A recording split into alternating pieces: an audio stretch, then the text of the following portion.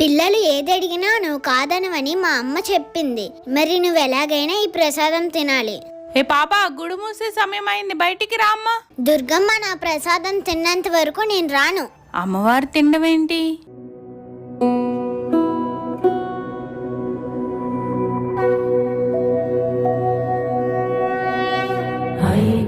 Nandini Nanditha మేదిని Vishwa Vinodini నందినుతే గిరివర Vindhya శిరోధిని వాసిని Vishnu విలాసిని జిష్ణునుతే